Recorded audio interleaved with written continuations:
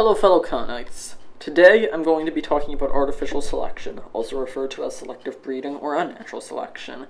Now, the everhelpfuldictionary.com defines artificial selection as a process in the breeding of animals and in the cultivation of plants by which the breeder chooses to perpetuate only those forms having certain desirable inheritable characteristics.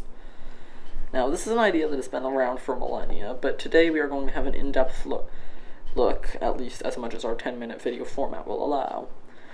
In the natural selection video, the species used as an example was the peppered moth, so for this video, the species I'll use is Zea mays, better known as corn. Now, if you were shown a stalk of wild maize, which is called a teosinte, you would probably have a hard time recognizing it as corn. It has no real kernels, just sort of swollen seeds at the end of its stalks.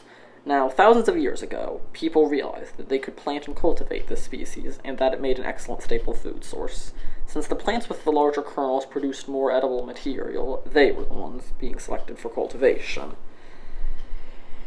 Now, in the wild, some maize plants have larger kernels as a result of their genetics, the large kernels usually being a recessive trait. However, when plants with larger kernels were continually selected to be crossbred and planted, the smaller kerneled variety was slowly but surely weeded out.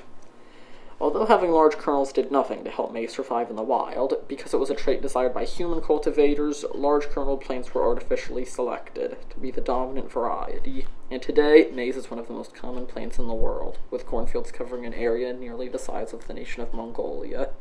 It isn't just plants that are artificially bred, however.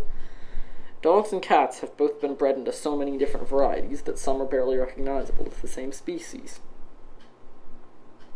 This kind of variance can be achieved by being careful only to mate animals with specific traits, ensuring that these traits will show up constantly in the animal's genetic coding. There is a downside to this, however. Because of the negligible size of the gene pool which breeders of animals allow for, negative traits such as cancer and deformities can be artificially selected as well.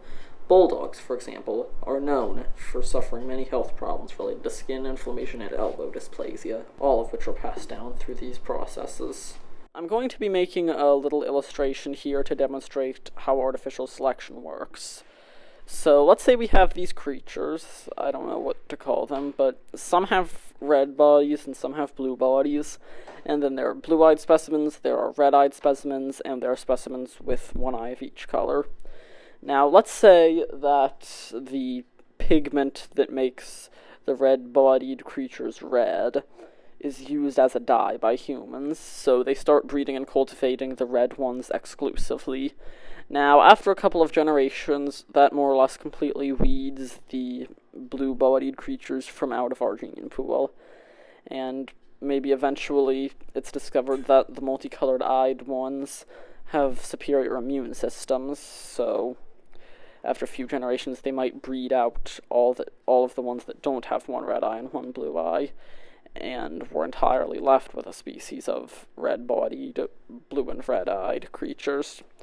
And that is, of course, a heavily simplified version of how artificial selection works.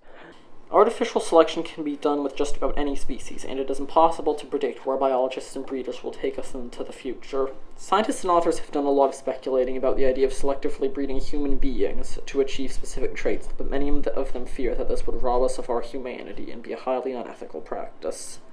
This, however, is a conversation far greater than this humble video, and I must conclude by saying that I hope this video has helped you to understand artificial selection and how it affects so much of what we produce and consume. Thanks for watching.